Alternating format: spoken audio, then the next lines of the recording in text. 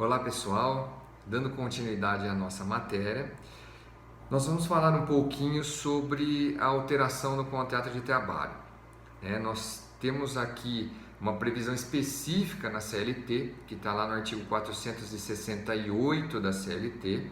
É importante que vocês acompanhem aí pela legislação, pela CLT, pela Constituição Federal, aí nossas aulas, para que não fique aí nada de dúvidas, né, para vocês, para que nós possamos solucioná-las à medida que as aulas forem passando, tá bom?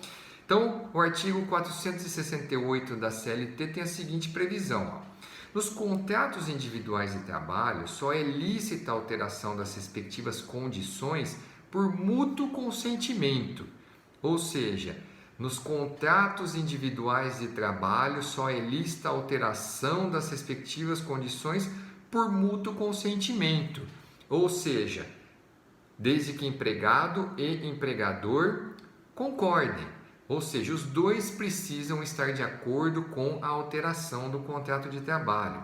E continua a previsão do artigo 468. E ainda assim, desde que não resultem direta ou indiretamente prejuízos ao empregado, sob pena de nulidade da cláusula infringente desta garantia. Então, em resumo desta previsão aqui do artigo 468, a alteração é possível desde que haja mútuo consentimento, e mesmo que haja mútuo consentimento, se trouxer prejuízo ao empregado, esta alteração é nula. Por que é importante nós compreendermos essa previsão do artigo 468, pessoal? O artigo 468 está aqui para colocar um limite, né, nessas alterações. Por quê? Porque o contrato de trabalho, durante a sua vigência, ele sofre alterações. Né? Naturalmente isso acontece. Ou seja, quando nós estamos com o contrato de trabalho vigente, opera-se o quê? Opera-se o jus variandi. Ou seja, aquelas alterações, né, que pertencem ao empregador, que estão inseridas lá naquele poder diretivo do empregador, que nós já estudamos, e que ele pode fazer ali algumas alterações no contrato de trabalho e que isso por si só, né, não causa qualquer prejuízo ao empregado. Então, todo contrato de trabalho, né, seja por intenção ou seja naturalmente, ele sofre alterações. Né? Então vejam bem, que alterações são essas? Algumas alterações são simples. Né? Quando você começou a trabalhar na empresa, ela figurava em um lugar, depois durante um período ela mudou, né, de localidade. Alterou o local da prestação de serviços, mas isso traz prejuízo ao empregador? Não. Na verdade, isso é natural do contrato de trabalho, essas alterações são naturais, né, do contrato. Olha, você trabalhava em um determinado setor e agora você vai trabalhar em outro setor. Alterações naturais do contrato de trabalho, tá bom? Então isso pode acontecer, essas alterações são lícitas, não há nada que prejudique, né, o empregado nessas alterações.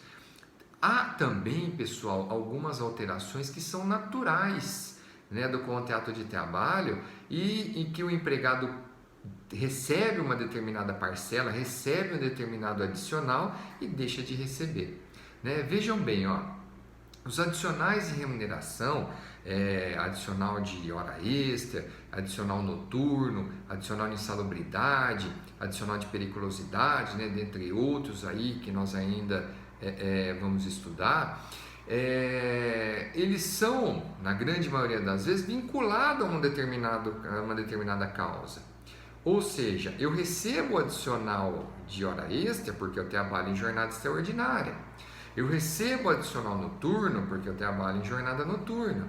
Eu recebo o adicional de insalubridade porque eu trabalho exposto a condições nocivas à minha saúde. Ou eu recebo o adicional de periculosidade porque eu trabalho exposto a determinados agentes que são considerados perigosos pela legislação. A partir do momento, então, que eu deixo de praticar esses atos, deixo de trabalhar em jornada extraordinária, deixo de trabalhar em jornada noturna, deixo de estar exposto a condições nocivas ou deixo de estar exposto a condições perigosas, eu posso parar de receber esses adicionais. né? Ou seja, o empregador vai parar de fazer o pagamento dos adicionais de horas extras, do adicional noturno, do adicional de insalubridade, do adicional de periculosidade. Por quê? Você pode estar pensando, mas isso causa um prejuízo ao empregador. Mas isso era decorrente de algo que ele estava exposto, né? E a partir da extinção desta condição, da extinção desta causa, ele pode deixar de receber esses adicionais. Isso não é alteração lesiva ao contrato de trabalho, tá? Essas são alterações que estão lá inseridas no jus variandi, né? No poder diretivo do contrato de trabalho, tá bom? Só que nós temos algumas que podem causar prejuízo ao empregado, né? Algumas alterações podem sim ser lesivas ao empregado. E aí você pode estar pensando, poxa, mas lá na redação do artigo 468 trata que a alteração deve acontecer por mútuo consentimento. Ou seja, se o empregado concordou, né, ele está sabendo que isso pode ou não ser lesivo. Não, pessoal, mas tem algumas condições aqui, em razão da sua lesividade, ainda que haja concordância dele, essas alterações são nulas. Imaginem o seguinte, né? Vamos lembrar um pouquinho o que nós falamos quando estudamos os princípios. Falamos lá, quando estudamos os princípios, do princípio da condição mais benéfica. Estão lembrados da condição mais benéfica?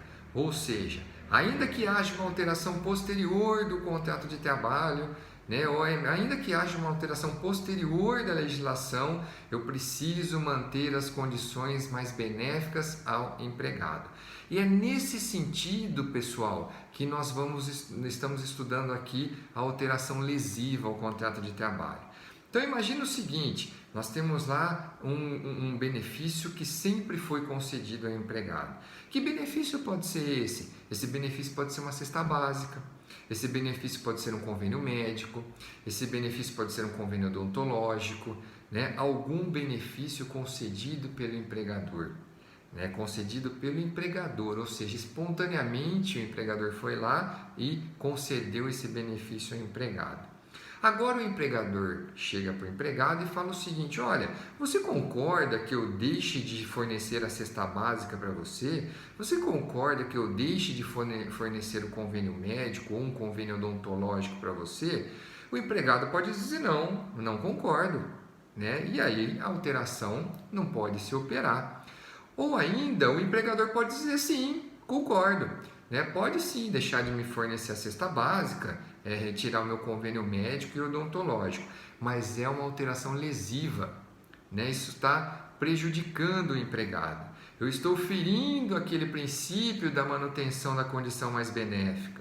E, portanto, o que está acontecendo aqui, pessoal? Está acontecendo aqui essa hipótese que está prevista lá no finalzinho do caput do artigo 468. Ou seja, essa alteração está trazendo prejuízo ao empregado. Então, o que acontece? Nulidade da cláusula infringente da garantia. A partir do momento que eu faço essa alteração lesiva, essa cláusula, essa alteração é nula. Então, o que nós precisamos entender daqui, pessoal? Todas as vezes que nós estivermos falando de alteração do contrato de trabalho, o primeiro item é: essa alteração precisa ser de comum acordo, salvo essas que eu mencionei para vocês, que estão aí inseridas no jus variandi, né? Inseridas aí nessa possibilidade que é permitida pelo poder diretivo do empregador.